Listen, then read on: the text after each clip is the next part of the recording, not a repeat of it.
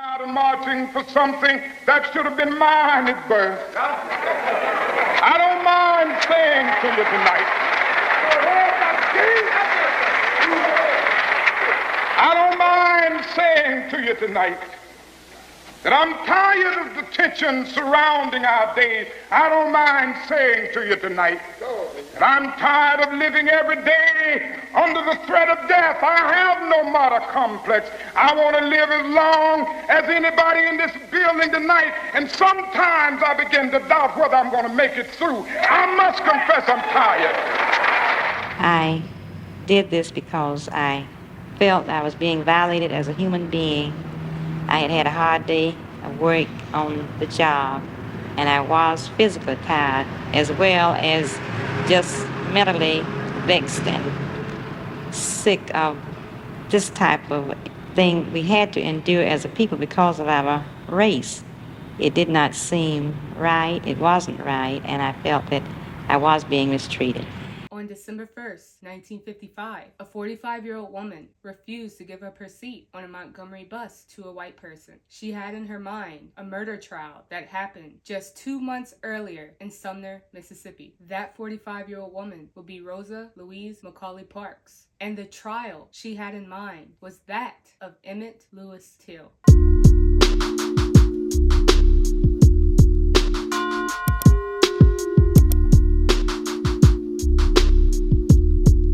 Welcome to my channel, everyone. Courtney Elise here, aka Court Crimes TV. If you haven't already, please like, subscribe, and comment. Also, hit that notification bell. That way you'll know every time I upload. Let's get into the video. Mamie Carthen was born November 23rd, 1921 in Webb, Mississippi. Despite being an African-American female growing up in the 1920s, she was very driven and determined. She excelled both academically and professionally. She was one of only 4 Black students to graduate from Chicago's predominantly white Argo Community High School, and the first Black student to be on the school's A honor roll. At the age of 18, she would meet Lewis Till. Lewis Till worked at the Argo Corn Company, was an amateur boxer, and some say he was very popular amongst the women. Those women didn't impress him because Lewis had his eyes set on Mamie. The two would begin to date, but her parents disapproved of their relationship. They believed Lewis was too sophisticated to be with their daughter. Despite her parents' disapproval, she and Lewis would get married on October 14th, 1940, and 9 months later, their only child, Emmett Lewis Till, would be born. The happiness and bliss they were experiencing together as a young couple and new parents was short-lived. Their marriage turned violent and Lewis became unfaithful. Shortly after Emmett was born, Mamie was ready for a divorce. Angered by her decision, Lewis choked her until she became unconscious. Once she came to, Mamie threw boiling hot water on him and then filed for a restraining order. It was granted, but Lewis violated this time and time again. The two would end up separating, and the judge ordered Lewis to make a choice: either enlist in the military or go to prison. In 1943, Lewis would be shipped out to Europe as an Army private. Mamie would end up raising Emmett on her own with the help of her mother. Emmett never knew his father because in 1945, Mamie would receive a letter and Lewis's only personal item, his ring with his initials on it. The letter was from the Department of Defense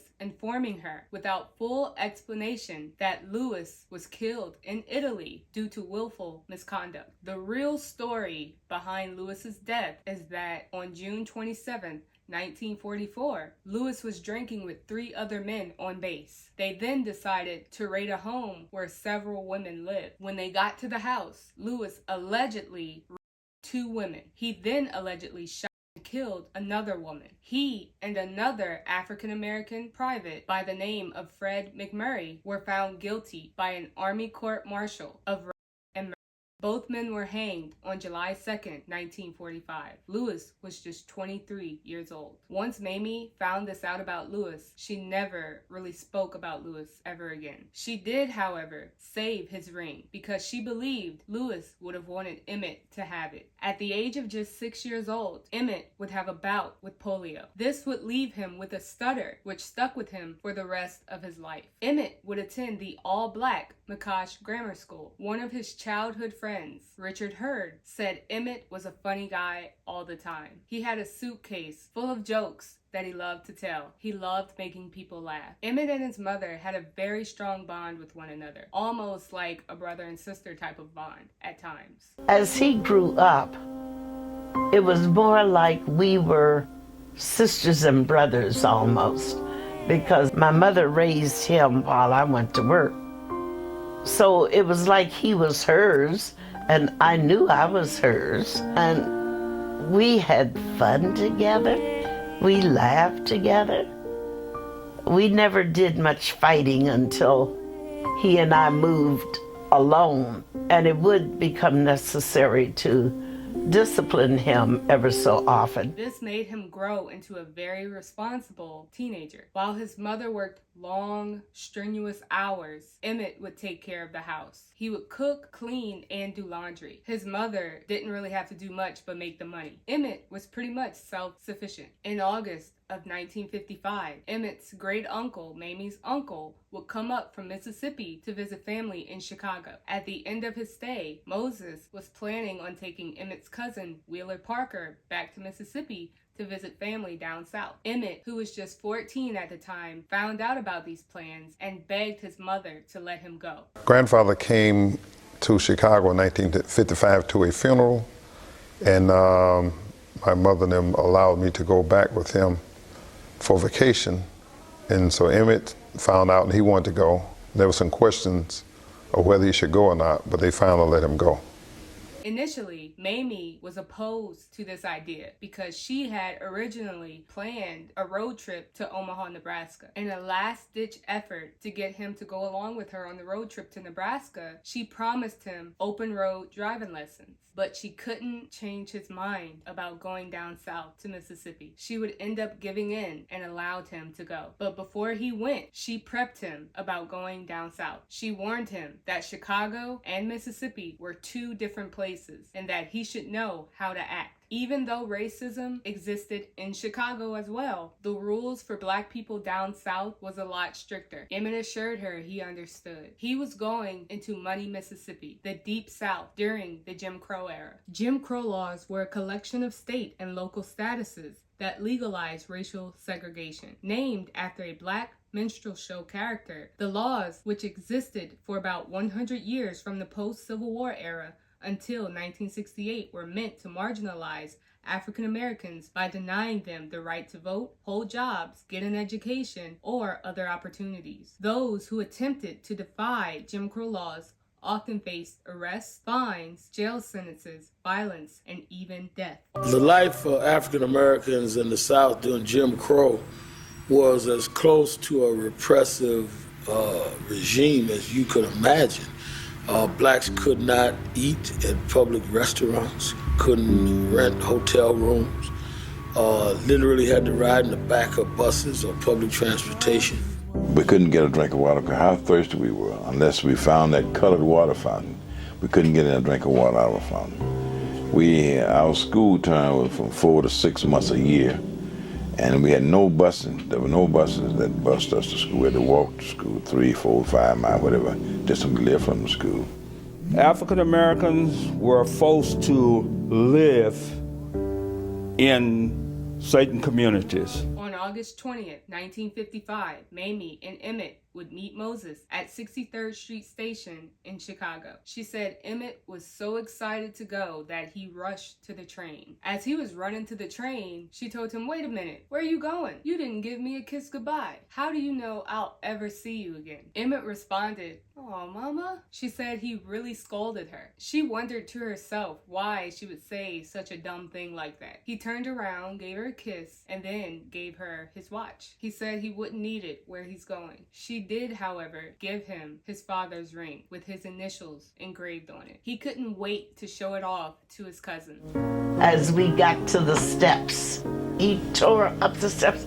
I said, "Wait a minute." I said, You didn't kiss me goodbye. Where are you going? How do I know I'll ever see you again? And he said, "Oh, Mama, he really scolded me." And I wondered why I said a dumb thing like that. But he turned around, came back, he gave me the kiss, and then he gave me his watch. He said, here, take this watch. I won't need it where I'm going. And I said, okay, I'll wear it. And I put it on. And I said, what about your ring? Because I'd given him his daddy's ring. First time. He said, well, I'm going to show this off to the fellows. Emmett would arrive in Money, Mississippi on August 21st, 1955. 3 days after arriving in Money, Mississippi, he, his cousin Simeon Wright, Wheeler Parker, and 3 other teenage boys headed to Bryant's Grocery and Meat Market. This was owned by 24-year-old Roy Bryant and his wife, 21-year-old Carolyn Bryant. Simeon Wright said after a long day of picking cotton in the hot fields, they decided to go there to get some refreshments. According to his friend Roosevelt Crawford, he and Emmett weren't of age to pick cotton, so the two of them decided to just play around in the field all day.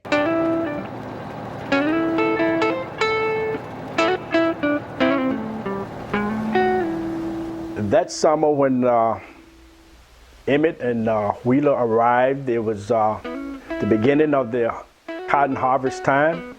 During the day, we would pick cotton all day. I wasn't old enough really to pick cotton. Emmett wasn't either. So we just played around in the field most of the time. We picked cotton all day. After the weighing up, well, after we finished picking the cotton, we had our supper. Then we decided to go to the little country store. From the country store, we went up to Money. When they went to Bryant's Grocery, Carolyn Bryant was working the counter that day. They said Emmett went in there and purchased some bubble gum. No one knows exactly what happened, but his cousin Simeon said he went in there after Emmett purchased the gum and they both left the store together. As the two exited the store, Carolyn exited as well. When she left the store, they said Emmett did a loud wolf whistle. No one knew Emmett was going to do that. And when he whistled, he scared everyone. And when Emmett saw everyone's reaction, Emmett got scared as well. They said they saw Carolyn go to her car. They thought she was going to get a gun. They immediately panicked and jumped in their car and left Money as quickly as possible. Once they got in the car, Emmett made them promise not to tell his Uncle Moses about anything that just happened. Mrs. Bryant, we left together. She came out of the store and went to her car, which was parked on the north side of the store. And as she was going to her car, that's when Emmett whistled at her, the famous wolf whistle. Yes, he whistled at Carolyn Bryant when she came out of the store. No one knew that he was going to whistle. And when he whistled, it scared everybody in the bunch. And when he saw our reaction, he got scared. Miss Bryant came out and she was going to her car and someone said that she was going for a gun. We all panicked, including Emmett. We jumped in the car, and when we got in the car just wasn't moving fast enough. 3 days had gone by and they thought they were in the clear. But their neighbor, Ruth Mae Crawford, told them something that alarmed them. She said she heard a colored man talking and she said they were coming to get him. She told them that they were going to hear some more about this. Worried, they ended up going to Greenwood, Mississippi, I guess to kind of escape. And at 12 a.m., all the boys were brought back to Emmett's Uncle Moses' house. At around 2:30 a.m., Simeon said he heard voices outside talking. The voices he was hearing was that of Roy Bryant and his half-brother, J.W. Millam. He said he knew they were talking about Emmett because they kept referring to him as that fat boy from Chicago. Roy and J.W. told Moses to take them to the who did all the talking. Simeon said J.W. had a pistol and a flashlight on him, going room to room looking for Emmett. Roy Bryant, J.W. Millam, they came to the house about 2 a.m. I don't know the exact time. So we're looking for the fat boy from Chicago. Once they got to Emmett's bed, Emmett was sharing the bed with another cousin. They asked him, "You the nigga that did all the talking down in Money?" And Emmett responded, "Yeah." J.W. responded back by saying, "Don't say yeah to me, nigga." I'll blow your head off. Get your clothes on. In the South, especially during those times, African Americans had to respond to whites by saying, yes sir, no sir, or no ma'am, yes ma'am. Emmett responding with yeah infuriated them. Blacks in those days, it was against the law to say yes and no to white folks.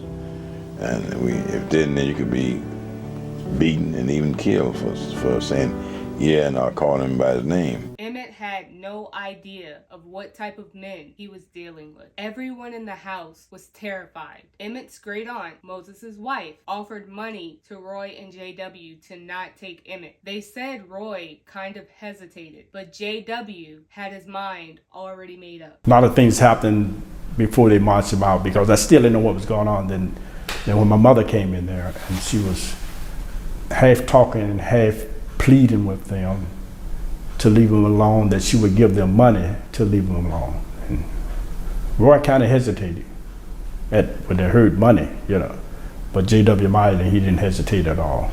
On their way out, JW asked Moses Wright, how old are you, preacher? And Moses responded, 64, sir. And JW responded back by saying, if he told anybody, he would not live to see 65. They claimed they were going to just take Emmett up the road, whip him, and turn him loose. I'm speaking like, they talk back in the day. They then marched Emmett out the house to the truck. When they got to the truck, they asked someone in the truck, is this the boy? That person said yeah, and they left. When asked if that voice was that of a man or a woman, Moses said it seemed like it was lighter than a man. So I'm assuming it was Carolyn. Everyone in the house was shocked. They were stunned by what just happened. They were optimistic that Roy and JW were just going to beat him and let Emmett loose afterwards. Moses stayed on the porch waiting for Emmett's return. Simeon said everyone in the house also waited for Emmett's return. Moses ended up going into money to drive around looking for Emmett, but he was nowhere to be found. Emmett would never return. When Roy and JW left Moses' house, they drove to a barn in Drew, Mississippi. Willie Reed, one of the witnesses, said that he saw a green 1955 Chevrolet parked outside of the barn. He said he saw 5 people outside of the truck, one of them being Emmett. He saw them as they brought Emmett into the barn. As Willie walked past, he said he heard the beatings and crying coming from it. As I was walking, I saw a green 1955 Chevrolet truck, and I saw which there was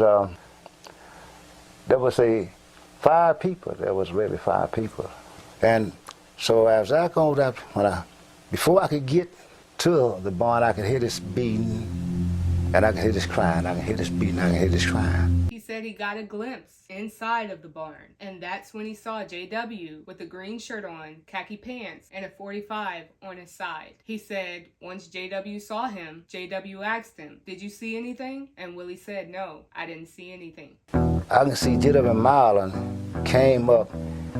He had a green shirt on, khaki pants, and a .45 on his side.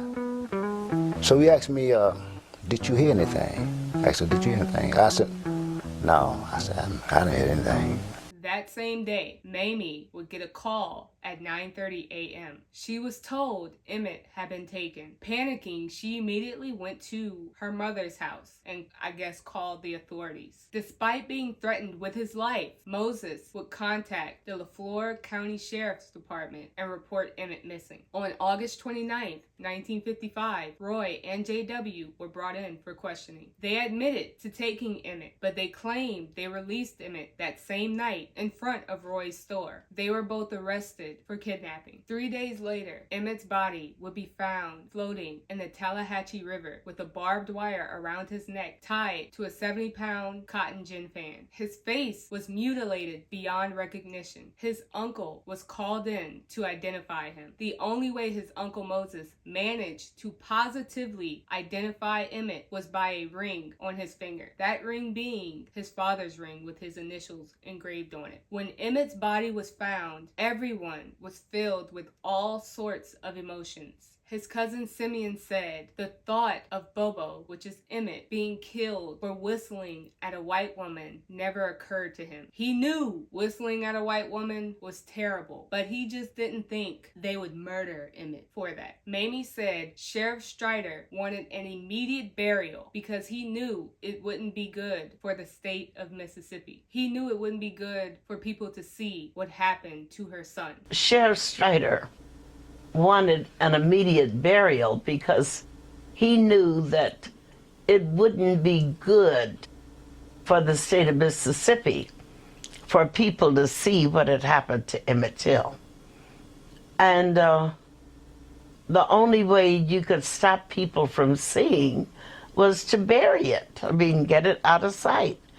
I don't know what authority he had to bury my son, but he took that authority. Just keep that in mind. He wanted an immediate burial. Emmett's family in Mississippi were told to meet at the church immediately for a funeral. They were instructed to quickly bury Emmett's body. As they were about to bury him, like they had the hole ready and dirt ready for him to be put in the ground, they were told to stop everything. Mamie rallied Chicago officials demanding the return of her son's body. I just want to throw this out there. If Mississippi would have immediately buried Emmett's body, it's a strong possibility Emmett's story would have never been told. After negotiations that involved a Chicago congressman, plans were finally made to bring Emmett back home. When Emmett's body arrived back in Chicago, Mamie was told she could not view Emmett's body. Funeral director Rayner was also prohibited from seeing Emmett's body. Mamie insisted and demanded to see her child's body, but was denied. This is when she said she asked for a hammer because she was going to open that box herself to see what her son looked like. Seeing how persistent Mamie was in getting in this box, the funeral director told her to go on home and he'll open it. He ended up calling her later on to come back to view Emmett's body. Mamie said she was 3 blocks away from the funeral home when she started to smell an odor. She said the smell was so bad that it nearly knocked her out. Mind you, she's 3 blocks away from the funeral home. The smell she was smelling was that of Emmett's rotting and decaying body. Once in the funeral home, she would get to see Emmett's body for the first time. She had 3 people with her. Her father was on one side of her, another guy was on the other side of her, and her husband was behind her. When they opened this box, what she saw horrified her. This next part is very graphic, so if you don't want to hear what she saw, just skip. Okay, I'll put the timestamp in here so you can skip. She said his tongue was cut out, laying on his chin. She said his eye was out, laying on his cheek. She said his other eye was completely gone. It was gouged out. She said the bridge of his nose looked as if somebody took a meat chopper and chopped away at his face. She looked at his teeth. She took such great pride in his smile. She said he had the prettiest teeth she had ever seen. But that day, his smile was gone. There was only 2 teeth in his mouth. All his other teeth had been knocked out. She said his ear was gone. She discovered a hole in his head. And when she looked at this hole, she saw sunlight on the other side. She thought, if that's a bullet hole, was it necessary to shoot him? She also discovered that they had taken an axe and went straight down his body. His face and the back of his head were completely separated. She looked at funeral director Mr. Rayner and told him to keep the casket open for his funeral. Mr. Rayner then said, okay, but don't you want me to fix his face up? She said, no, let the people see what I'm seeing. I want the world to see this. She said there was no way she could tell this story without giving them a visual picture of what my son looked like. I looked at Mr. Rayner, and Mr. Rayner wanted to know, was I going to have the casket opened? I said, oh yes, we're going to open the casket. He said, well, Miss Bradley, do you want me to do something for the face? Want me to try to fix it up? I said, no, let the people see what I've seen. I said, I want the world to see this because there's no way I could tell this story and give them the visual picture of what my son looked like. September 6, 1955, at Robert's Temple Church of God in Christ on Chicago's South Side was Emmett's funeral. More than 100,000 people went to this funeral. Mamie said it was like Mission Impossible trying to get in. She addressed the crowd on her way in and assured them that they would be able to hear the service. And when it was finished, the church would be open so his body could be viewed. When people viewed his body, they fainted at the sight and smell of him. The viewers were shocked that they were looking at a 14-year-old boy. And we all looked down. This was our friend laying, looking like a monster.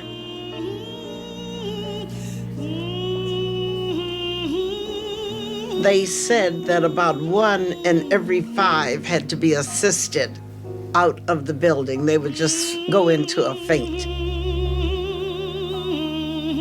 They were shocked that this was done to a 14-year-old boy. 2 black publications, Jet Magazine and the Chicago Defender, published graphic photos of Emmett's corpse. By the time this trial began, his murder had become a source of outrage and indignation throughout the country. Emmett would be buried at Burr Oak Cemetery in Alsip, Illinois. On September 19, 1955, in Sumner, Mississippi, at the Tallahatchie County Courthouse, the trial would begin. The jury was obviously all white. Despite the fact that black citizens comprised over 63% of Tallahatchie County's population, not a single black person served on the jury. Under state law, only registered voters qualified as jurors. Not one black citizen in Tallahatchie County was able to register to vote at the time. The defense tried to cast doubt on the identity of the body that was pulled up from the river. They said it could not positively be identified, and they questioned whether Emmett was even dead at all. The defense argued that the body found tied to the cotton gin fan in the river was so disfigured that it could not be identified as Emmett Till. Sheriff Strider agreed to the defense's theory. He said the body looked more like a grown man instead of a young boy. He said the body had probably been in the river for 4 or 5 days, while Emmett's body had only been in the river for 3 days. Back to what I said earlier. This same sheriff wanted the immediate burial of Emmett. Now you're saying this wasn't Emmett's body. If it wasn't Emmett's body, why would you have wanted earlier for Emmett's body to be immediately buried? Make it make sense. Also, do they not remember the only way Emmett's Uncle Moses was able to positively identify Emmett's body was because of Emmett's father's ring on his finger? That was the only way he was able to identify Emmett's body. Did they forget that? Despite being threatened with their lives, several black witnesses bravely testified for the state against Roy Bryant and J.W. Millam. Because of threats to his life, the prosecution's star witness, Mose Wright, was kept hidden out of state. Will you go back to Mississippi to testify in the kidnap trial? Sure, I'll go back because I promised the sheriff I'll be back. And so if I live, I'm going back to testify. Moses testified that it was Roy and J.W. who took Emmett from his house. He rose from the stand and pointed his finger directly at Roy and J.W. Remember, J.W. threatened Moses that he wasn't going to see 65 if he told. And there was a tension in the courtroom. And he says in his broken language, "Dar he." Dar he, there he is. Other black witnesses came forward too.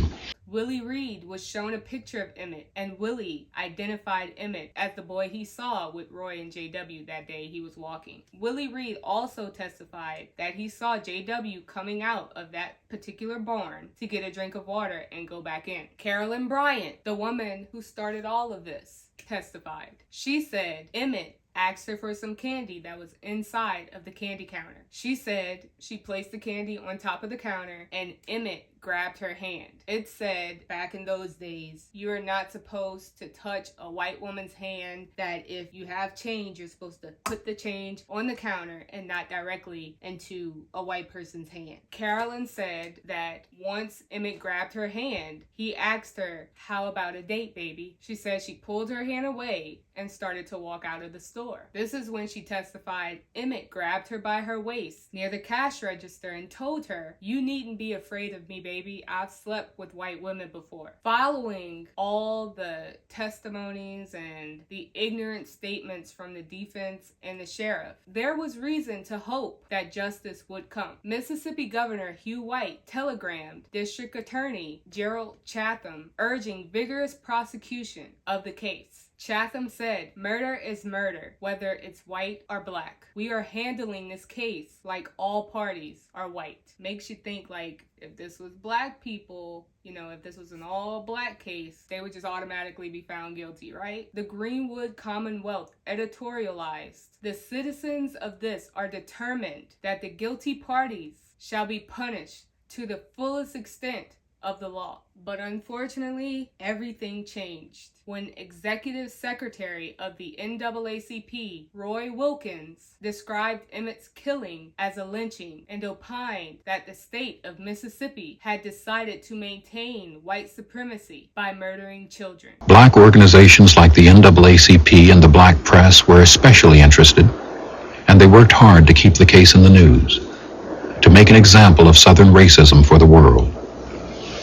It was because it was a boy that they went there. They had to prove that they were superior.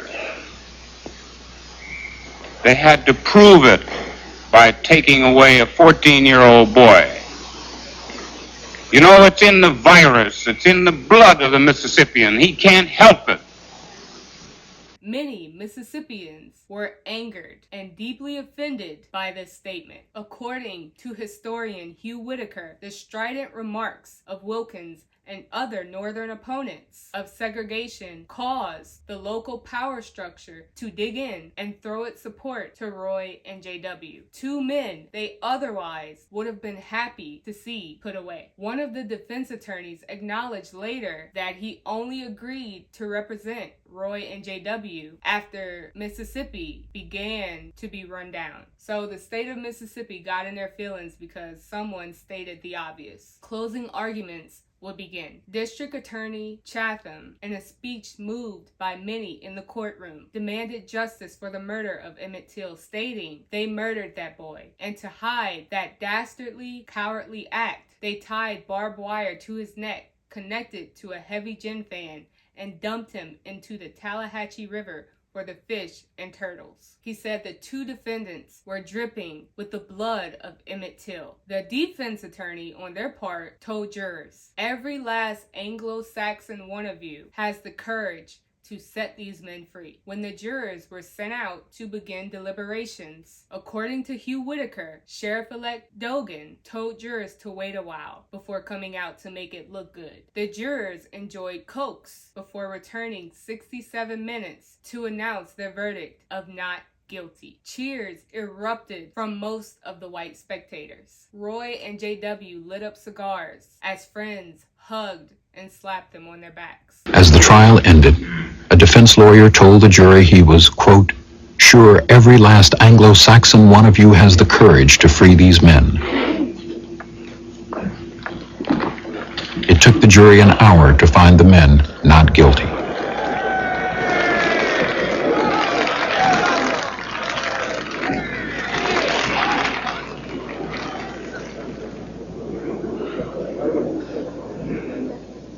How do you folks feel now that it's all over? Roy, how about you?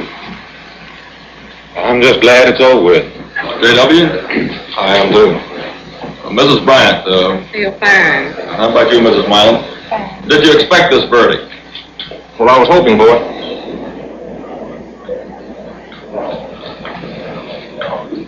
The verdict provoked both angry editorials and calls for federal legislations to protect the civil rights of Black Americans. On November 9, 1955, a grand jury declined to indict Roy and J.W. for kidnapping despite their own admission of taking Emmett. I also want to add that some Southern newspapers suggested that Emmett's father's crimes proved that Emmett was guilty of propositioning Carolyn and that his murder was justified. Even though they won the trial, this in some ways was the beginning and not the end of their troubles. Many of their friends and supporters ended up cutting them off. Their stores were boycotted, and within 15 months, their stores were either closed or sold. Blacks refused to work on the Millam farm, which led to J.W. turning to bootlegging. Banks refused to grant them loans. No one wanted to be associated with them. Both Roy and J.W. relocated to Texas, where they were met with tons of animosity. They were shunned everywhere they went. I even saw that Roy, one day in Texas, saw a license plate from Money, Mississippi. And when he saw this license plate, he went to go and talk to whoever was in the car. When the person in the car recognized Roy, they immediately sped off. They didn't want anything to do with him. After several years in Texas, they decided to return back to Mississippi. Roy and Carolyn would end up divorcing. Mamie turned to the federal government for help to no avail. She also tried to meet with President Dwight Eisenhower, but he refused. Thousands of letters poured into the White House protesting the verdict. Mamie gave speeches to crowds across the country. Memberships to the NAACP soared. People were angered by Emmett's senseless killing and the injustice. They were also moved by the loss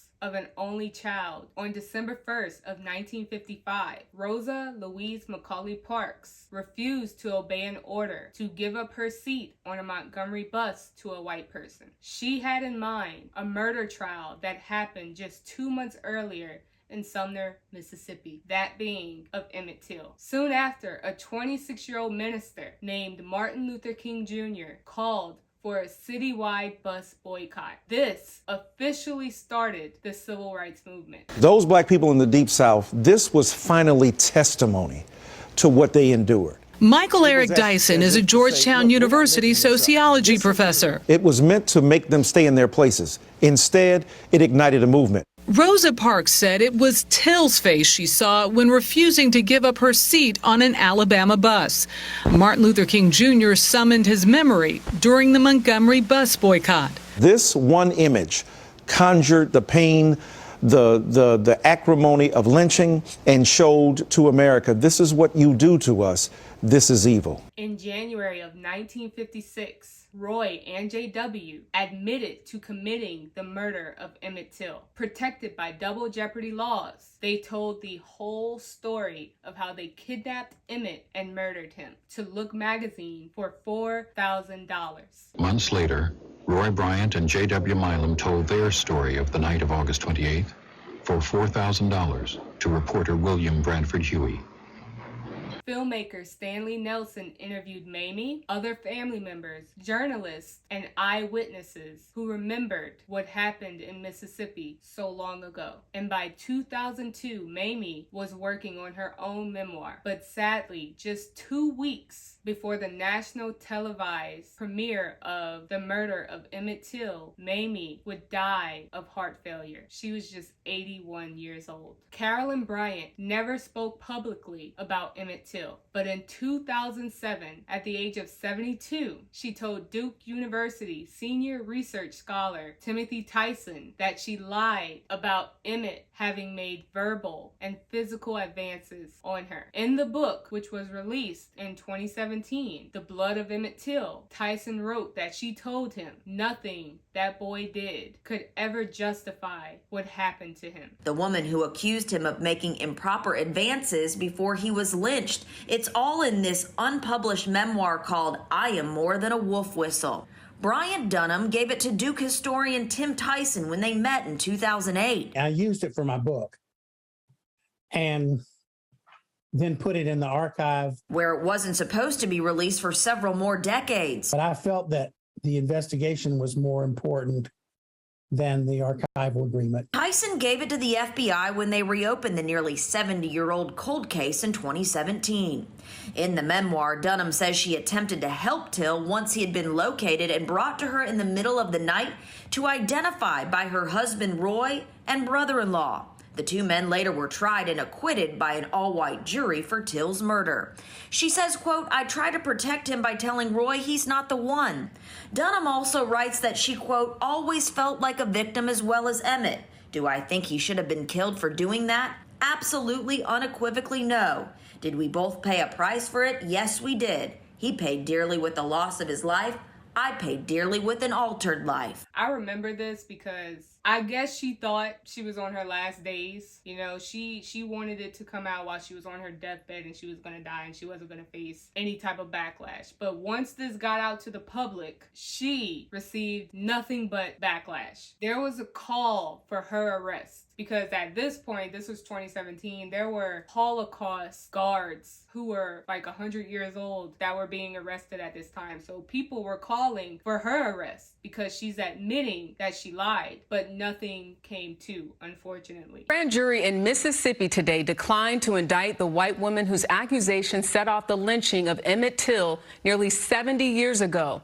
Carolyn Bryant Dunham, now 88, initially claimed that Till made unwanted advances towards her at her family's grocery store. It led to the brutal torture and lynching of the 14-year-old. The prosecutor said the grand jury found insufficient evidence to charge Dunham. Up until Carolyn's death, she lived a very, very private and secluded life. She didn't come out much. There are very few pictures of her as an elder. Roy and JW, their karma came back. Like I said, nobody wanted anything to do with them, as nobody wanted anything to do with Carolyn. Roy and JW both ended up dying years apart from each other, but they both ended up dying of cancer and alone. Carolyn would end up dying on April 25th of 2023. Her funeral was quick and private. There was no media, there was nothing said about it. She was already in the ground when it was announced she was dead. I guess, you know, this was a good thing on her family's part because I'm pretty sure if they would have announced her funeral, where it was going to be, what time, there would have been a lot of chaos going on outside of her funeral. My opinions on this whole thing, Emmett, they did not have to beat and kill that child like that. Granted, he was in the South, but the way they killed him, like Mamie said, they shot him after they done chopped him up, gouged his eyes out. They went